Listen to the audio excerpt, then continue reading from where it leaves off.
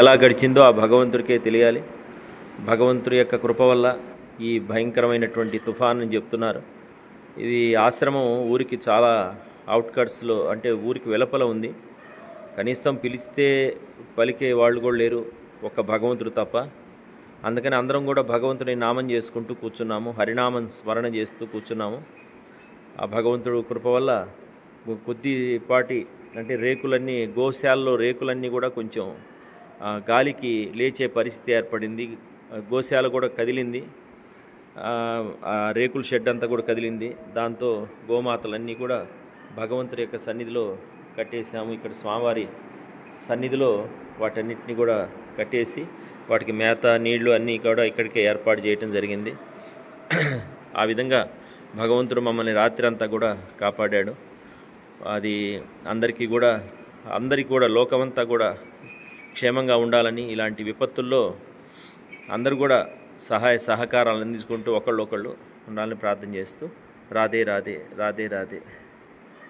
గౌరవనీయులైన మంగమూరు రోడ్డు అచలానంద ఆశ్రమం స్వామీజీ వారు మాకు ప్రత్యేకంగా ఫోన్ చేసి, ఎలా ఉన్నారు మీరు, యోగక్షేమాలు ఎలా ఉన్నాయి, మీకు ఏదన్నా ఏర్పాటు చేయాలంటే ఏర్పాటు చేస్తాము అని మా యోగక్షేమాలు కోరి వారు హితోభిలాషులు, ఇప్పుడు కాదు ఎన్నాళ్ళ మించో.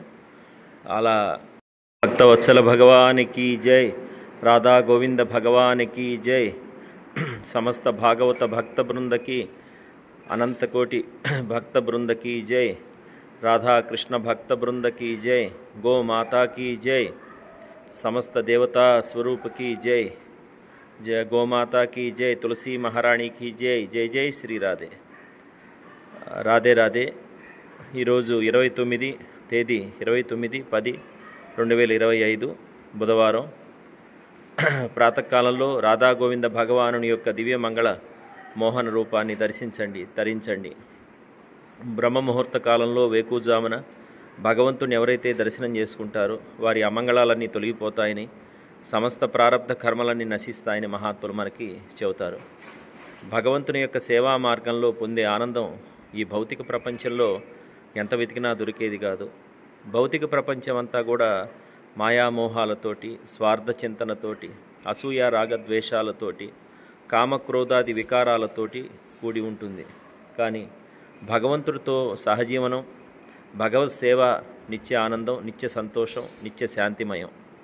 కావున అటువంటి భగవత్ సేవా మార్గంలో ప్రయాణం చేస్తూ ప్రతినిత్యం శ్రీమద్ భాగవతము, భగవంతుని యొక్క లీలామృతమైన భాగవతము, భగవద్గీత, రామాయణము, ఇతర భగవత్ సంబంధమైనటువంటి గ్రంథాలు శ్రవణం చేస్తూ భగవంతుని యొక్క నిత్యదాసులైన భక్తులతోటి, ఆత్మజ్ఞానులతోటి, మహానుభావులతో సహజీవనం చేస్తూ జ్ఞానాన్ని పెంపొందించుకుంటూ దివ్యమైనటువంటి జీవితాన్ని గడపగలుగుతారని ప్రార్థన చేస్తున్నా.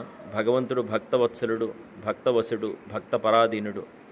స్వల్పమప్యస్య ధర్మస్య, కొంచెం సేవ చేసినా కూడా భగవంతుడు ఎన్నో జన్మలు, అనంతకాలం కూడా ఆయన మర్చిపోడు. అటువంటి భగవంతుని కృప అందరికి కలగాలని, రాత్రి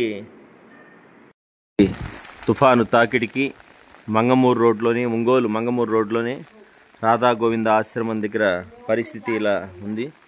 ఇప్పటికీ ఆ ఎఫెక్టు తగ్గలేదు, చెట్లు గాలి వీస్తున్నాయి. పరిస్థితుల్లో గోమాతలన్నింటినీ తీసుకొచ్చి ఇట్లా స్వామి రాధా గోవింద మందిరంలో, స్వామివారి యొక్క సన్నిధిలో కట్టేశాము. ఇదిగోండి, గోమాతలంతా కూడా రాత్రి స్వామివారి సమక్షంలో, స్వామివారి సన్నిధిలో ఇక్కడ ఉన్నాయి. రాధే రాధే, హరే కృష్ణ.